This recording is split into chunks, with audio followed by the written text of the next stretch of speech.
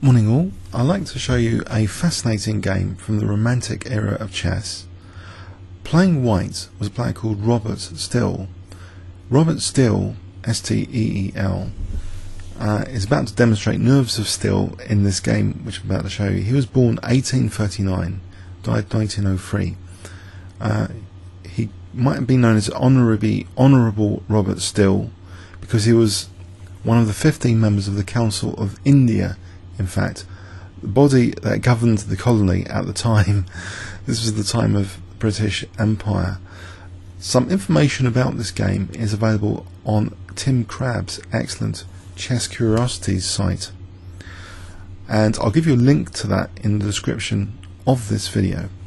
The opening is very interesting. After e4 we see e5 and we see knight c3, which is one of my favourites often in Chess-Cube war zones, and I've actually played this over the board in a game in detail covered on this channel, but I misplayed my game very early on. To play this system here, if black plays the move knight c6, then in my view f4 is less effective than if black played knight f6. Slightly less effective, because here after f4 it is possible for black to just take care and make knight f3 quite unpleasant after g5, potentially anyway. But this opening, believe it or not, was played a little bit by William Steinitz, the first world champion, the father of modern positional chess. Steinitz has made a huge contribution in the evolution of chess theory with his categorization of the elements of chess which help us evaluate positions, thus compensating for our limited horizon of calculations that we can evaluate positions like the power of the two bishops, the center, and other elements. So he started creating a kind of periodic table of chess, but he had a rather eccentric notion of king safety, and this is one of the more eccentric opening theories which he contributed, that in this position f4 is playable with this continuation to play d4. And for this reason, because he was a very well-known exponent of this particular opening, this is sometimes not just called the Vienna Gambit but the Steinitz Gambit. And one of the things which was used to justify this system was that the king can be a useful piece if it isn't mated, and the importance of central control here is demonstrated, that white has the two pawns in the centre, and if white can consolidate maybe king safety, the king might also be very useful in an upcoming endgame if it doesn't get mated. Here it is inviting the move queen h4 check, which makes the system quite scary for most players, and especially scary if after king e2 black plays the highly energetic move now, which I've faced myself, the highly energetic move d5, which radically aims to maximize speed of development and also castle queenside, putting pressure on d4 even very quickly. And to this move d5, I believe the absolute best response is actually to take here with e takes d5. In my over the board game I played knight takes d5, and it gets in a lot of trouble basically because after bishop g4, castling queenside, black has then f5 and undermining d5, and I was very lucky, and it was some kind of miracle win actually. It was quite a miracle, I think just a couple of seasons back. Maybe I'll give a link to that in the description of this video. But here you're supposed to take with the e pawn. That's the absolute best move in this position, and at the time that was very well known. So e takes d5, and this wasn't seen as that scary. It was just accepted that black is playing very dynamically here to try and exploit white's king position. So bishop g4 check, and we see knight f3, and Robert Steele's opponent, whose name is not known and is often given as NN, played castling queenside. I'll give you more information at the end as well about what I know about this game, but for the moment this is was a standard theoretical position at the time, and one which Steinitz played a few times, even in very high level matches. So black is offering the c6 knight here for a very dangerous initiative against d4 and the king in the centre, and there's nasty pins. So the knight is taken here, and the idea is bishop c5. So this looks quite scary indeed, but white now has c takes b7, winning another pawn, and in this position king b8. And you might think, how does white actually hold on here with d4 under fire? Well, there is a move which was known at the time to be okay, and it's knight b5. It simultaneously is protecting d4, of course, and f4 is being attacked. So it gives various possibilities, as well as c3 and queen a4 potentially. So that's the move. And you might want to know, well, what if actually the knight was kicked? We can look at such alternatives maybe in the second pass if the knight was kicked. But this was quite a theoretical position, and actually, believe it or not, it's not clear if it's losing for white. White is material up. Maybe with best play it's a draw. I'm not sure the verdict is entirely clear here from this position, believe it or not. So knight f6 was played, and now c3. So reinforcing that centre. So the d4 pawn is much more solid now against black's onslaught. Rook e8 check, and you can consider that black's got a very, very dangerous position, sure, and if even king d2, it's asking for knight e4 check, for example, potentially. But you've got to consider also that this knight is potentially taking the queen once it's unpinned, and here indeed, after king d3, there's a potential now for taking the queen, not minding bishop takes d1, well, in some variations anyway. Black plays bishop f5 check, and yes, it looks very, very scary again. You don't want to play king d2 because of knight e4 check. So the move here is king c4, believe it or not.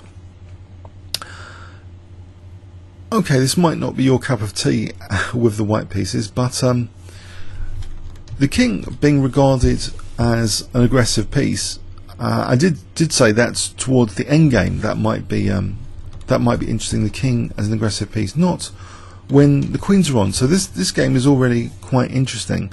How aggressive, in fact, will this king be on c4, and will this help justify the great Steinitz Gambit here? Well, the king is attacking the bishop, but if the bishop dared move back, then white given another tempo. Well, white's actually threatening, of course, to win the queen. So black's got to act quickly with his queen attacked, unless he wants to move the queen. But then there's lots of options. He actually plays bishop e6 check, offering the bishop now to try and lure the king into a mating net. And the next move cleverly threatens as though there's a mating net now after a5, because it's covering the b4 square. c4 is covered by the bishop, and now actually black is threatening, even with his queen hanging, black is threatening knight e4, and then if the king moves, then bishop d5 or bishop d7 will be mating.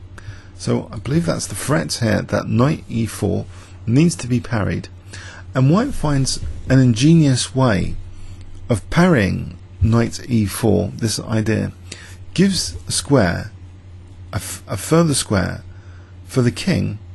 I wonder if you can guess what I played. I gave a slight clue here. So white to play here to try and avoid being mated on the spot. That might be an interesting exercise here. What would you play as white if I give you 10 seconds starting from now?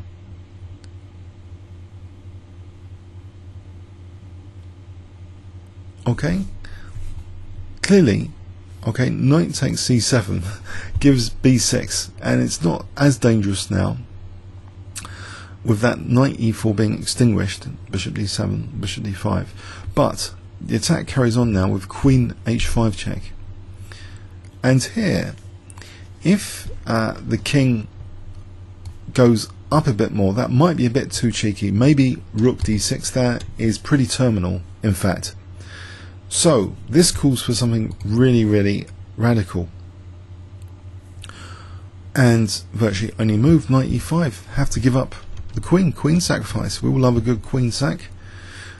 Okay, but for the moment, if that queen is taken, is white getting anything in return there? Well, black actually decided to first play knight d7 check, slip that in, and now, okay, forcing the king away from b6 really, because this knight's pinned, so the king can't go to c4, so its only move now is king b5, it seems. Okay, and now the queen is taken. So this doesn't initially look particularly good, and in the game white played the interesting bishop takes f4, and I believe we should check out other alternatives in the second pass of this game which may be better at this point. But bishop takes f4 is very interesting because it looks as though there's some pieces coordinating now against the black king. But what about this rook as well? There's a lot being offered here to take this rook, then maybe take this pawn. In fact, in this position the rook is taken. Okay, so queen and rook. But now we see the king following Steinitz's principle that it can be actually an attacking piece, just that this seems to be with the queens still on and lots of pieces. Can you guess what white plays in this position and what the accompanying threat is? If I give you 10 seconds starting from now. And please also note black is threatening queen takes b2 potentially. So what would you play here as white?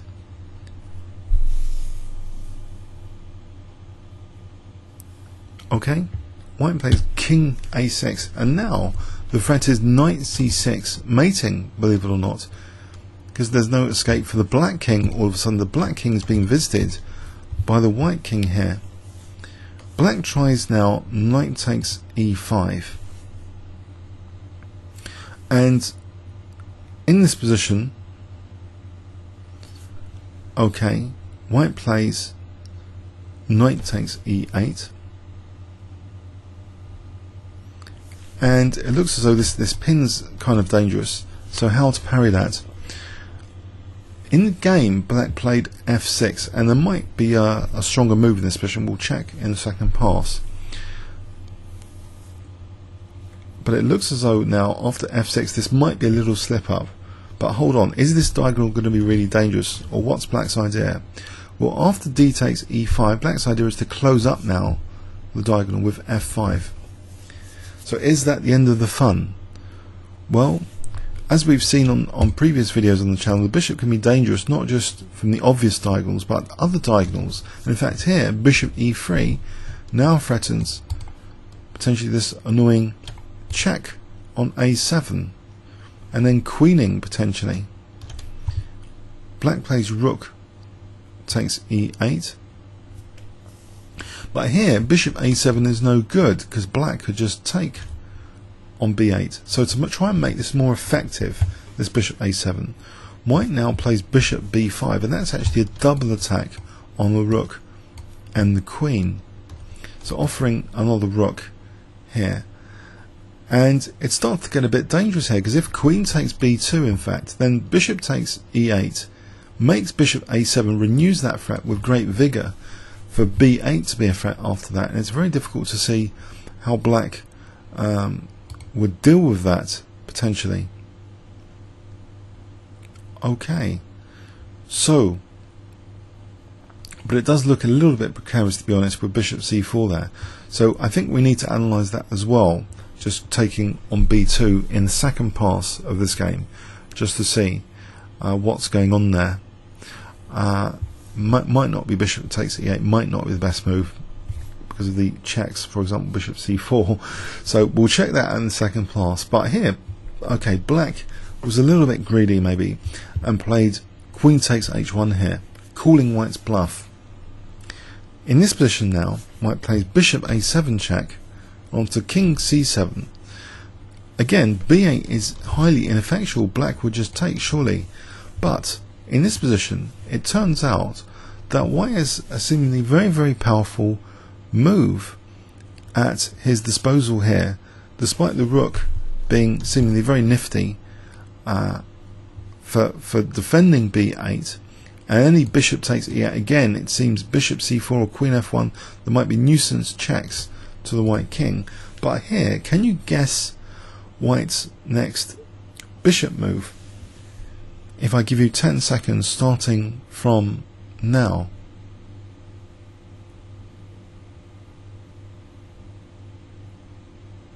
Okay, white plays bishop c5, much more effective than queening here, because now bishop d6 is threatened with queening and no rook takes b8. Bishop c5, very powerful move, leveraging the pawn on e5, leaving no checks, no forcing checks for black to interfere. So what does black do now? Well, black tries rook d8, and unfortunately this fails to a very clinically crushing move, which maybe you'd find difficult to see here. If I give you 10 seconds, can you find this final move of this game? So starting from now.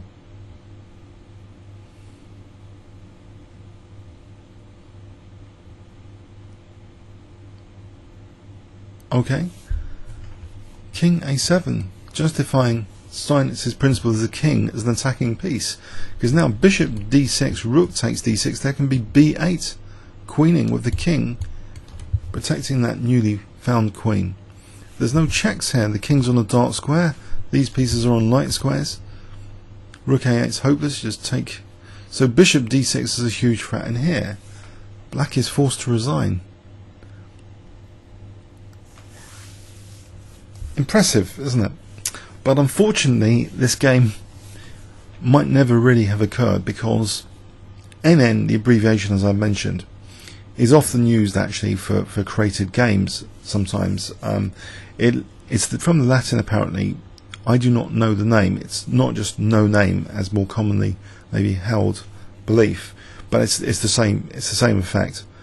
I do not know the name, no name. So it could have been a construction, and it was mentioned apparently by Robert Still in analysis of a game which was apparently a draw with someone in the Steinitz Gambit.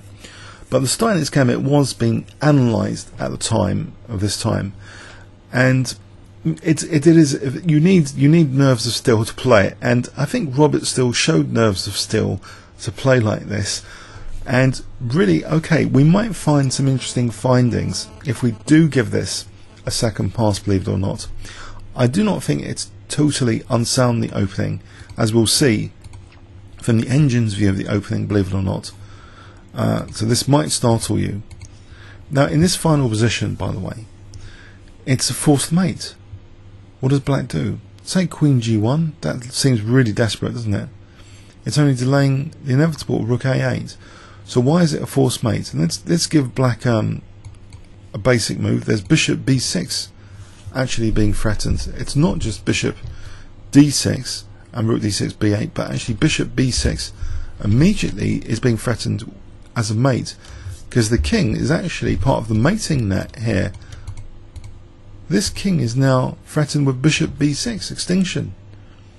So that's why actually the engine's giving queen g1 here as a radical move to defend against bishop b6. It only delays things. Bishop takes g1. This only delays things again, and now bishop b6 is winning. It's desperate of black, just delaying mate in 2. So actually king a7 is creating two major threats, bishop d6 and b8, pardon me. So king a7, a crushing final blow here. What else? There's nothing really else to try. So let's go back earlier in the game. Now the opening, as I say, if you're going to play this, please play e takes d5. So after e takes f4, d4, you do get your centre. The king is coming out to play a little bit. This energetic move d5. Okay, but here, knight takes d5, I believe, is actually vastly inferior to just e takes d5 here. Black seems to be having a lot of dynamic, aggressive play against the white king. But the question here is it winning? And it's not really that clear. Look at this depth. Okay, there's only depth 15.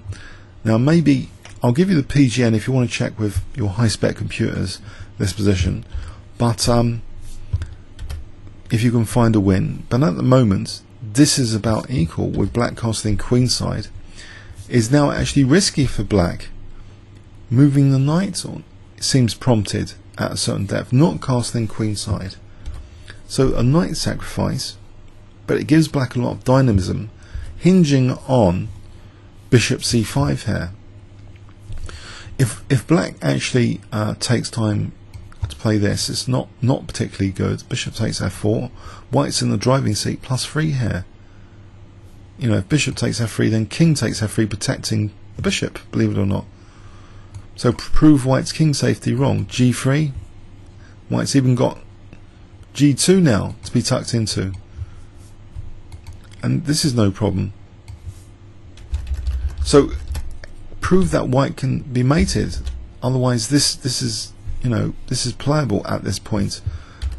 Bishop c5, so that's maybe delaying bishop takes f4, because now rook takes f4. Sorry, rook takes d4 is very, very dangerous.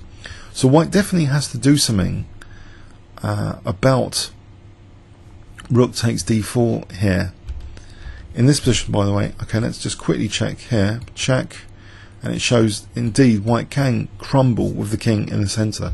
The white king really is potentially exposable, so white's got to be careful. But here, it takes time to win a pawn here, and it's better, I think, to play king b8 than king takes b7. King takes b7, queen e1, apparently. If it takes here, this apparently, again, it's not mating white, for sure, this position. It seems as though it's not entirely clear anyway. Hair raising though to play, but there's no clear bust just yet. So if we go back, just king b8, and this is all trodden territory at the time, so that's why it's fascinating. But now knight b5, and let's look at knight kicking moves as well, like a6. If a6, what happens for those interested in the theory of this? Well, white here has now an opportunity, believe it or not, to just sidestep with king d2. So actually that creates the threat of knight takes queen here.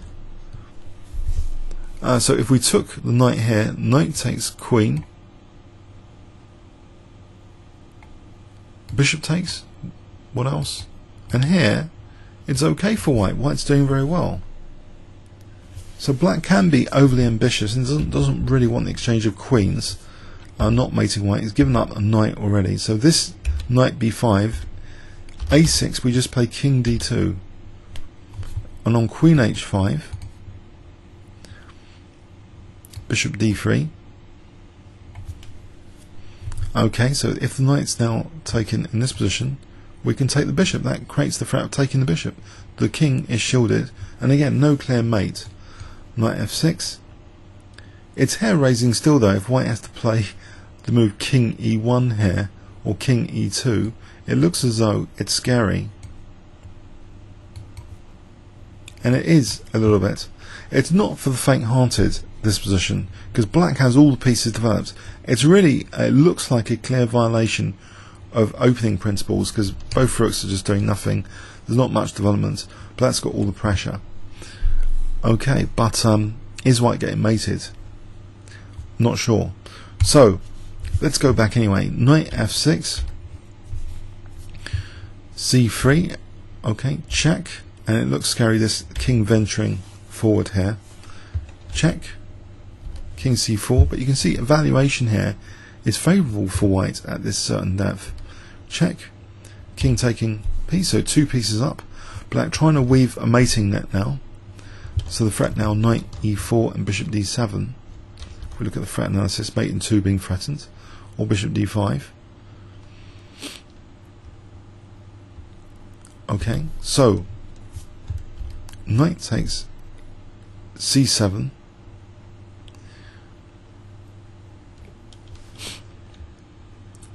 Sorry, I think actually I've just realised something. Knight e4 check and bishop d5 is the threat here, because bishop d7, I think there's king d5, so that's actually the real threat. Knight e4 check, king c6, bishop d5. Let's just show that on the board.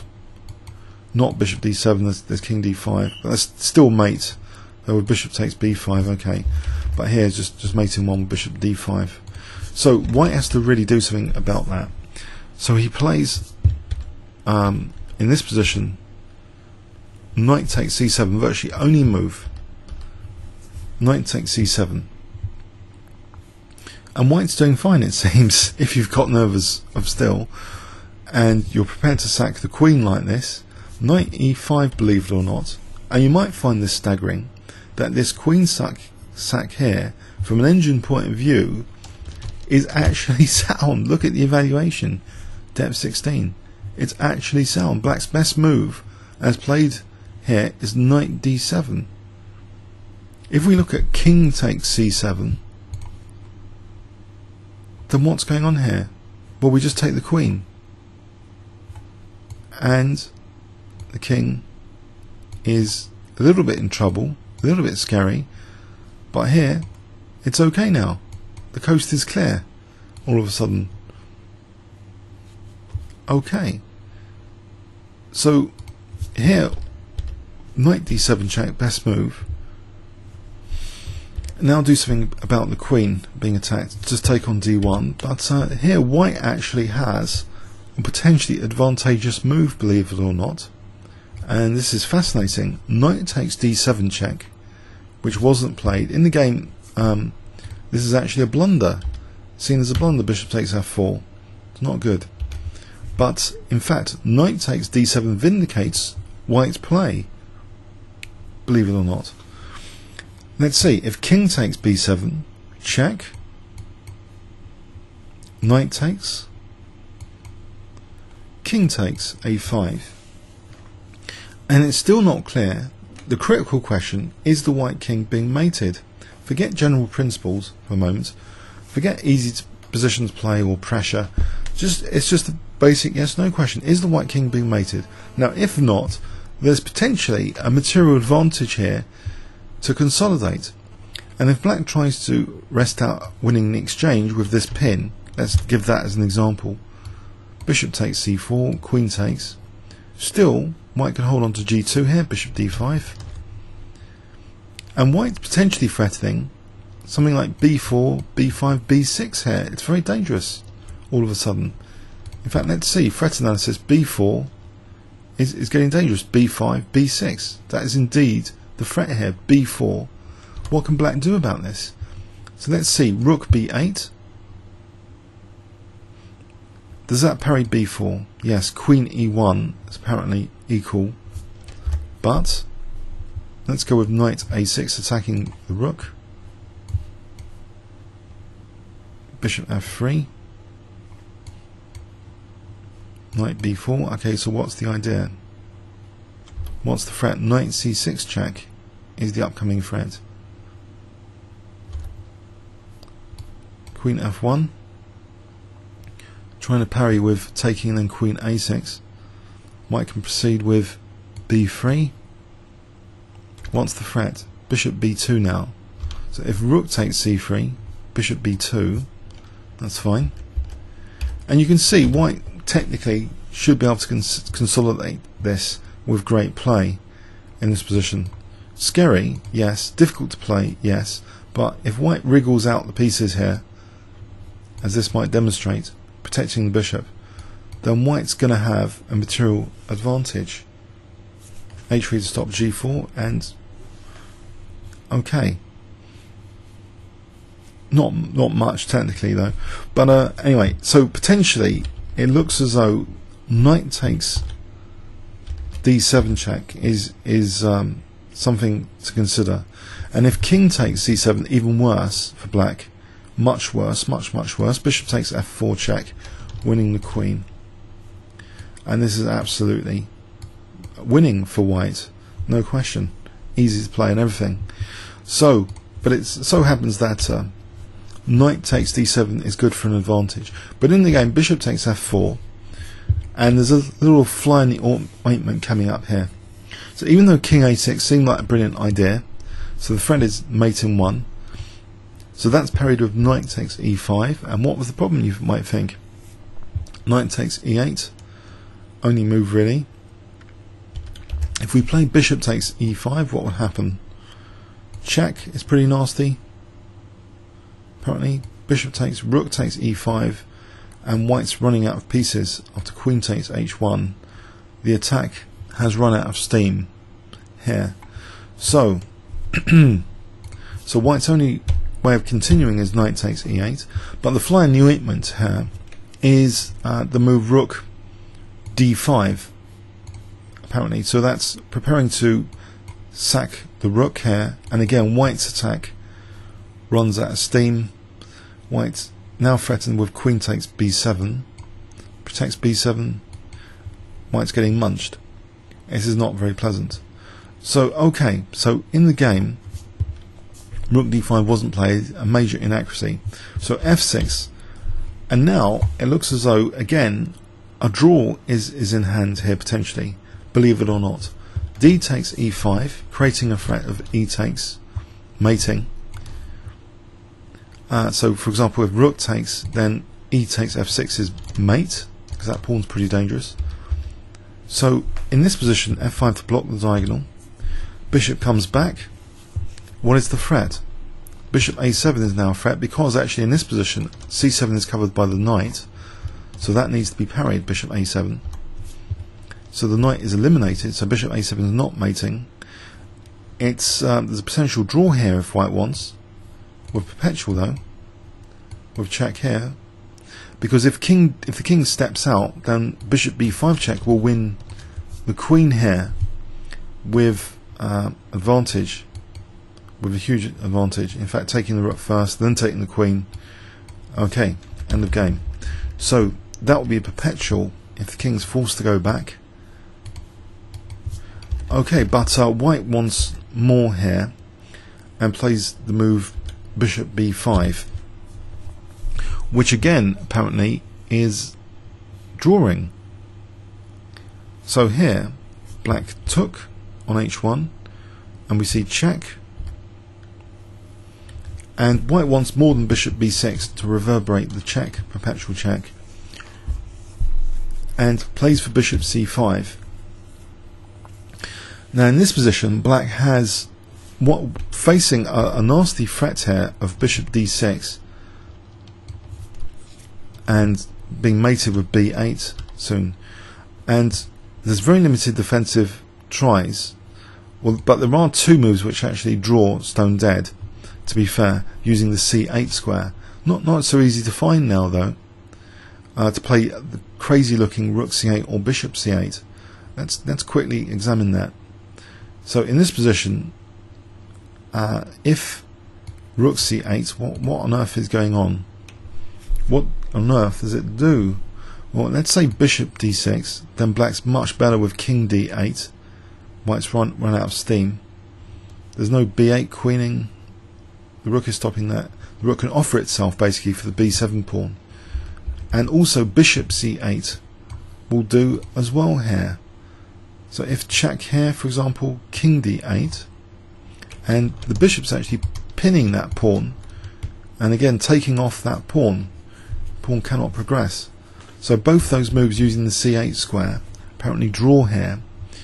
So black unfortunately didn't play that, and played vastly inferior move rook d8.